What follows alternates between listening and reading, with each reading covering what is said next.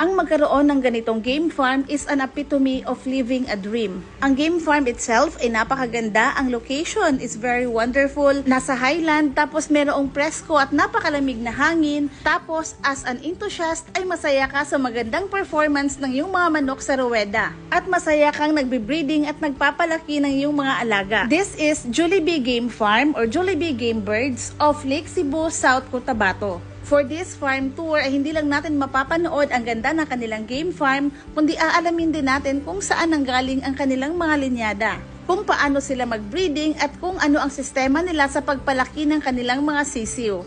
Kaya once again, this is Jollibee Game Farm of Mr. Julius Biari of Lake Cebu, South Cotabato. Ito yung gray ko. Acquired ng materials kay Bemi Game Farm ng Davao. Tsaka na-cross ko ng Full Spark Gray ni Lino Mariano ng Tupi. Itong blues ko galing kay Lino Mariano ng Tupi, yung mga materials ko. So ilang TP to lahat, sir? Dito, ilang TP? 360. 360. Sir, bakit dragon fruit ang kita ninyo? Para extra income.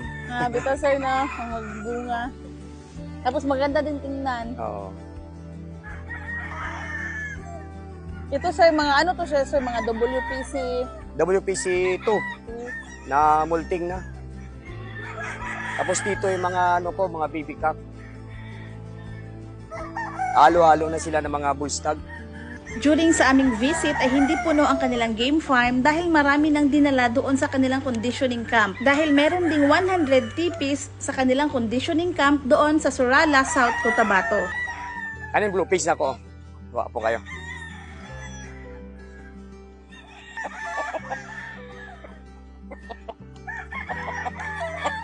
Blue fish. Galing kay Sir Benedict Granada.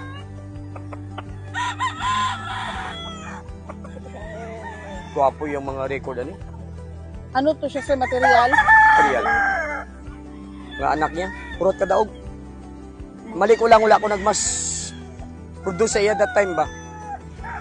Gamay lang ko yatag ang mga sa 10 na mailaban ko na anak niya, siyang panalo. Maganda yung record na binigay niya sa akin. Anong gi-cross mo nun, sir? 5K to 26. Nakakross sa 5K to 26. Hindi ko di baligya. Ibinidik sa kuha. Wala ko niyawa eh. Sir, layo akong giya eh. Bakulod din siya, sir? Oo, baka bangkalan. Ang breeding nyo dito, flock mating? Flock mating. Bakit hindi kayo nag-battery cage, sir? Dati battery cages ako. Ang problema sa tao minsan. Nagkakamali ng pag-mate.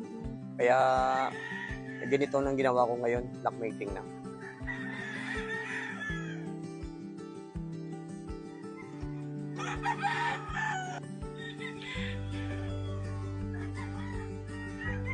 Ano yan siya, sir? Bulik? Bulik From- Blues.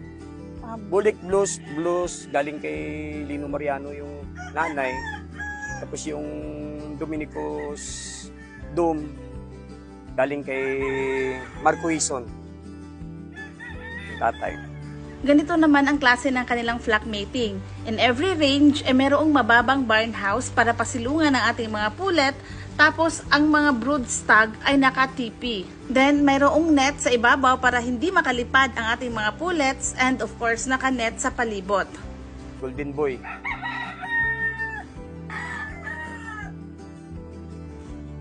Wala akong mga machine. Ano, winner po ni.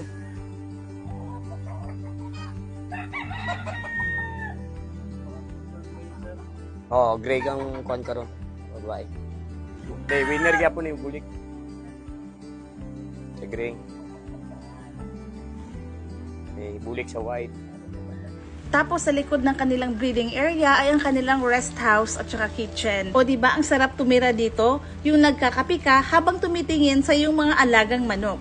Pinuntahan din natin ang kanilang range area dito sa likod banda, kung doon sa harap ay resort fields, dito naman sa likod ay forest fields. Andito din ang maraming natural resources ng mga tubig. Like this, merong natural spring water at marami pang spring dito sa palibot. Pagkabuntag, nagsikman. Tupiman ko. Basta ang tubig. Ang pinakasikreto na ko sa rigging ako diri is ang tubig. Tubig, sir. Nagikan ang tubig niyo, sir, Sa taas dito na ay kahoy dito nga na imugawas ng tubig. Tubod lang sa Tapos ako gibuhatan og reservoir para makontrol ang tubig. Kaya para tanan mga disibutan, tagaan. Wala gid tanan. Wala gid siya. Muna, feeding ko. Muna ang tambal sa feeds na ko ginahalo para makaon nila tanan. Kaya kung sa waterer, usahay man gud na mabilin labay lang nimo. So mas gwapo gid ang tubig nila is fresh. Fresh gid ang tubig. So di sila mo inong tanan dito. Dapat daw maurot na gid nila. Hindi man sila nag-ano sa bukid mo. Tapos gwapo din hindi yung init ang klima. Hindi na nakakaya sa every 3 hours of makaon. Kaya kung hindi mo gawin sila busugon na malampas ng 3 hours, gawas na sila. Tapos ito naman ang kanilang range area sa kanilang mag 1 month na mga sisiw. And of course, gitry ko din magpakain ng kanilang mga sisiw dito at saka wet feeding sila para mahalo na ang kanilang mga vitamins sa pagkain ng kanilang mga sisiw. Pagkabuntag, gawa sila kaon. Kagabi, balik na. Kasi gawas ng tubig kung mag-enjoy ka. Ito. Pero ulit ka lang. Ulit ito. Ito yung pangat yan.